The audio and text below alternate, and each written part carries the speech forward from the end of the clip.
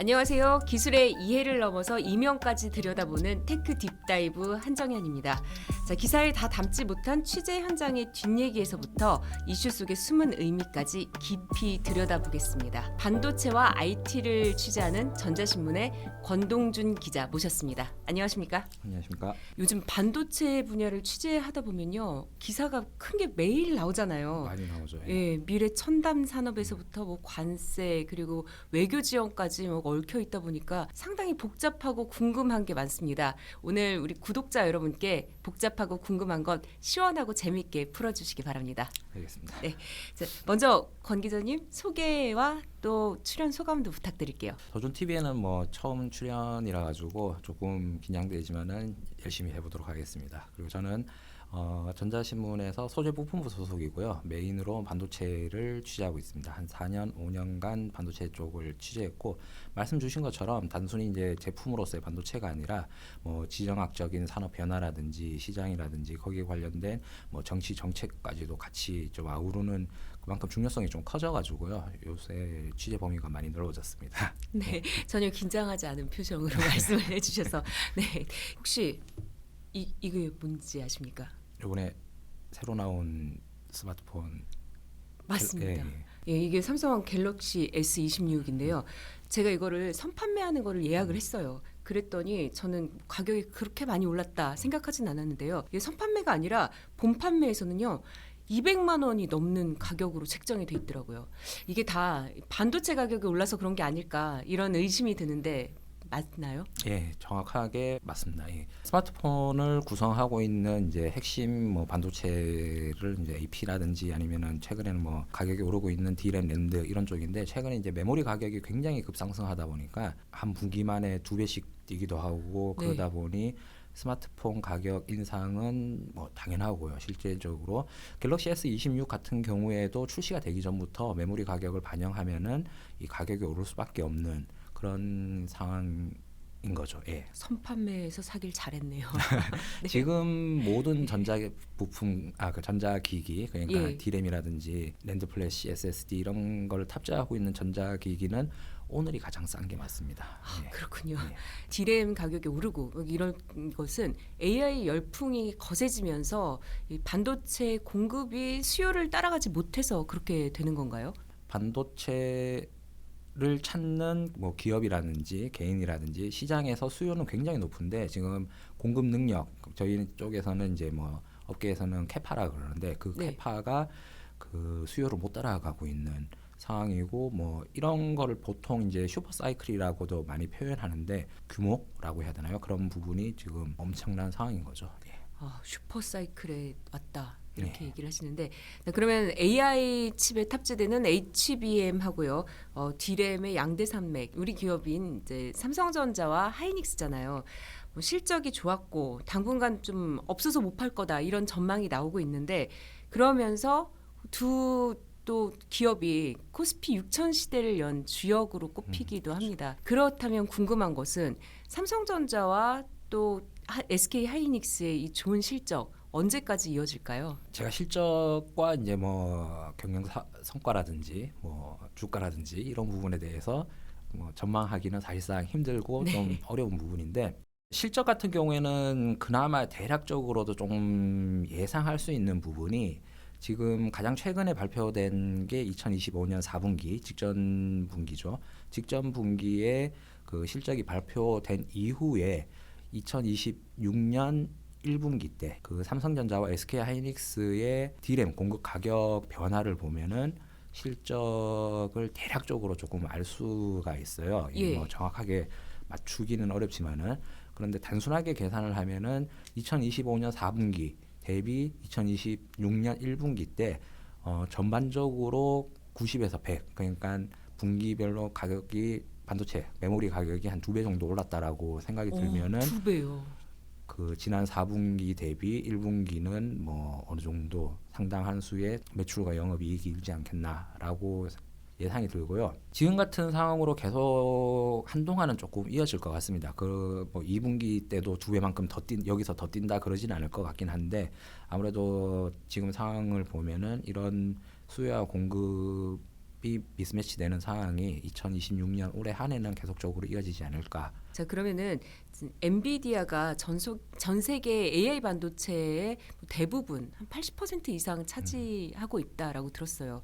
그러면 여기에 납품하고 있는 삼성전자, 또 SK 하이닉스, 미국 마이크론이 있는데 이 세 회사의 경쟁 구도나 점유율은 좀 어떻습니까? 현재 가장 최신의 HBM은 HBM4고요. 네. 그리고 HBM3E가 있는데 HBM3는 5세대고 HBM4는 6세대로 이렇게 분류를 하는데 세대별로 시장 공급 구도가 굉장히 달라졌어요.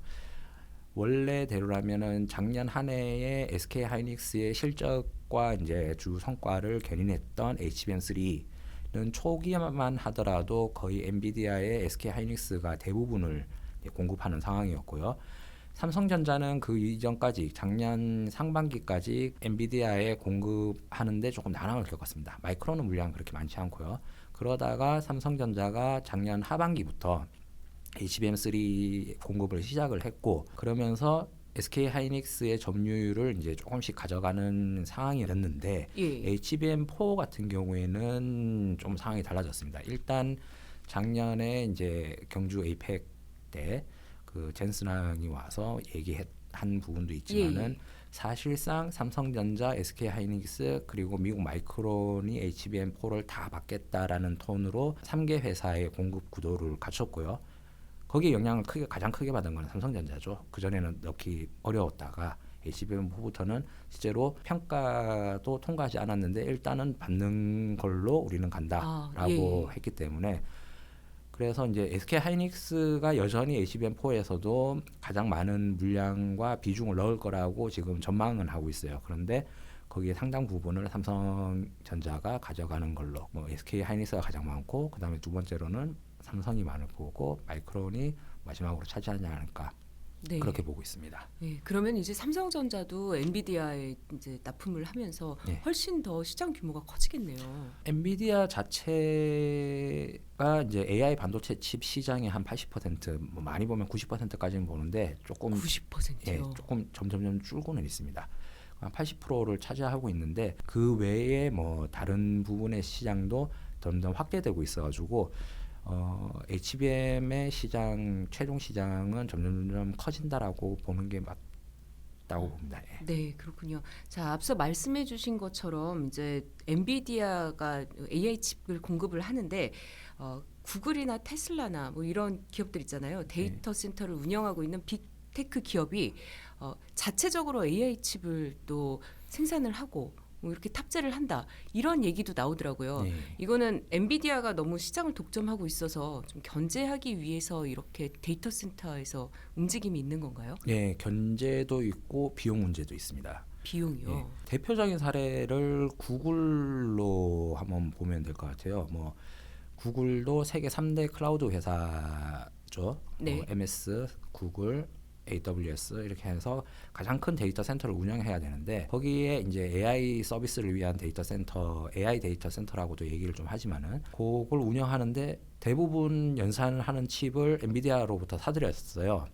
근데 그게 이제 비용이 너무 만만치 않게 들다 보니까 이걸 해서는 감당도 안 되겠다. 그리고 엔비디아의 칩이 실제로 성능이 좋고 범용 연산 저희가 AI 얘기할 때 많이 하는 그 학습시킬 때 예. 굉장히 좋은 칩인 건 사실입니다. 근데 이제 원체 고성능에 전력도 많이 소모하고 그다음에 엔비디아 칩 자체가 비싸다 보니 이 비용을 쓸 거면은 우리가 한번 자체 개발해서 일정 부분은 우리 칩을 탑재해서 데이터 센터를 운영하자라는 형태로 조금 변화하고 있죠. 네. 그래서 절대 뭐 데이터 센터 비중의 칩 비중에 뭐 엔비디아가 기존에 100이었다면은 최근에는 한 10%, 20% 이렇게 조금씩 구글 같은 경우에는 텐서 프로세스 TPU라고도 하는데 그런 걸로 대체를 해보자 하는 움직임도 좀 있죠. 그럼 대체하려는 빅테크 기업들이 이제 자체 생산으로 대체하려는 움직임을 사실 엔비디아도 보고 있을 거 아니에요. 그렇죠. 엔비디아도 손 놓고 그냥 보고 있지만은 않을 것 같은데요. 그래서 엔비디아도 AI 서비스 쪽뿐만 아니라 이제 최근에는 피지컬 AI라든지 자율주행이라든지 이런 부분으로 시장을 지속적으로 확장은 하고 있습니다. 기존에는 엔비디아가 컴퓨터 게임 그래픽 카드로 처음에는 이제 시장을 그렇죠. 읽어갔다가 예.